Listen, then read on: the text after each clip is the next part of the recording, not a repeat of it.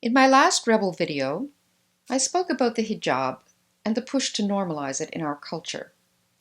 We're being urged to think of the hijab as though it were something like Austrian lederhosen or a Scottish kilt, simply a piece of clothing associated with another culture and entirely value neutral.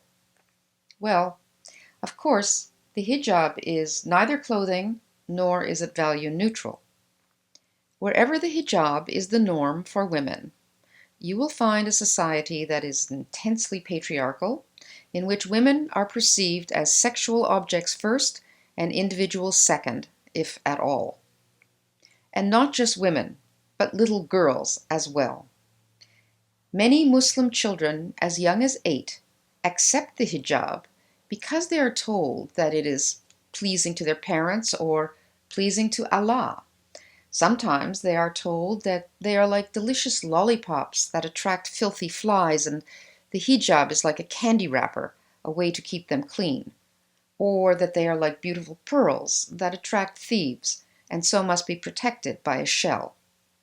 What 8-year-old is willing to displease or challenge the wisdom of her parents and Allah?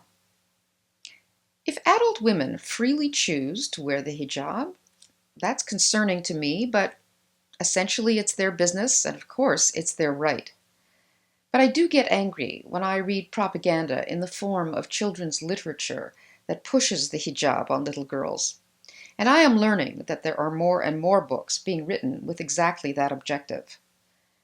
I get especially annoyed when such a book is written by an alleged feminist who also has great political influence. Like this book. Tilt Your Head, Rosie the Red was written in 2015 by Rosemary McCartney, the former president and CEO of Plan Canada, who is now a global affairs representative to the United Nations. According to the publisher, Second Story Press, the book's main themes are eliminating bullying, celebrating diversity, and the responsibilities of friendship. That sounds very nice. In this story, the protagonist, Rosie, who seems to be about 9 years old, enjoys wearing a red cape everywhere and pretending to be a superhero. Clearly, Rosie is a strong, empowered young girl, a message emphasized when her brother mocks her for wearing the cape all the time. It just feels right, Rosie explains. One day, Rosie goes to school, and she sees her classmates are bullying Fadimata, the new girl in Rosie's class. The kids are making fun of her hijab. Well, Rosie's having none of that. She reaches out a hand to Fadimata, and together they walk into the school. But Rosie sees that Fadimata is still tearful and unhappy. Impulsively, Rosie removes her cape and hands it to Fadimata. With no words even being exchanged, Fadimata knows what Rosie wants her to do. She takes the cape and rearranges it as a hijab for Rosie. Now the girls are fast friends.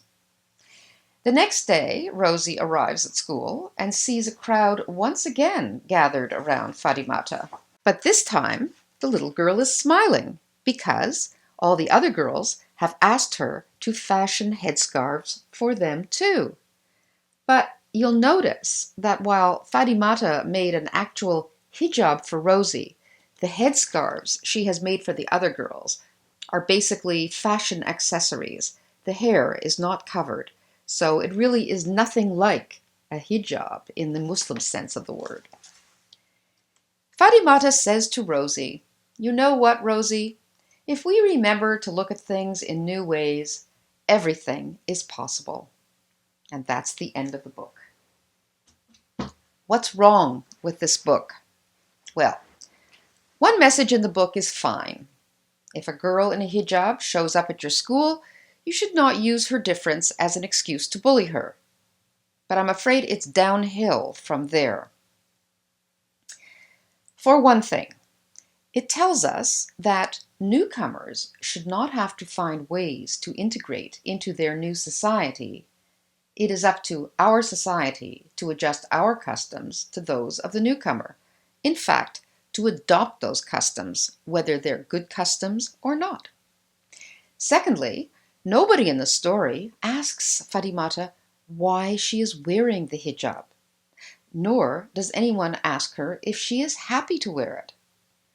If social reciprocity were the goal in this book, the sharing principle we try so hard to teach our children in other children's literature, Rosie would say, "Hey, I have an idea. I'll wear my hair in a hijab today, and tomorrow you can take your hijab off and wear it as a cape, like I do." But that conversation isn't likely to happen, is it? Because then Fadimata might have to say, "I can't do that. I am not allowed to take it off." What really rings my alarm bells is the metaphorical equivalence that Macartney makes between the hijab and any old-fashioned accessory for the head, but more significantly, between Rosie's cape and the hijab. By showing that the cape can be very easily transformed into a hijab in the literal sense, Macartney seems to suggest that there is no meaningful difference in value between them. But symbolically, the hijab and cape are light years apart. The cape tells girls they are empowered individuals who can take on any role they want, even those traditionally reserved for boys and men, heroic boys and men. While the hijab tells girls that they are very different from boys, and that they are destined for a life that is defined principally by their own biology and pre-modern sexual honor codes. The hijab is the opposite of empowering. What the author could have done was to use the story to show Fadimata that Canadian schools offer a safe place to be a child, a place where a girl can uncover her hair and be like other Canadian children. What she should have done is have Rosie stand up for the feminist values that gave her the confidence to push back against her brother's mockery, and that gave her the confidence to demonstrate moral leadership when a classmate was being bullied. Macartney doubtless thought she was doing her bit to help Muslim girls find acceptance in Canada. But she is not helping Muslim girls who wish they did not have to wear the hijab, is she?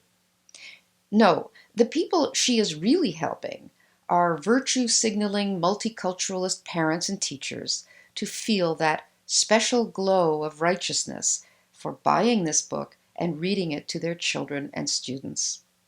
Will it occur to them that Rosie and the other girls in this story have the freedom to choose between capes and scarves or whatever else they fancy, while Fadimata does not have that freedom? Or that it is therefore dishonest of Macartney to assign this false equivalence to them? Probably not. Righteousness has a tendency to expand and to colonize the space in our brains that is normally reserved for critical thinking. No true feminist should let her daughter read this book. Thanks for watching. To see more Rebel videos, click subscribe.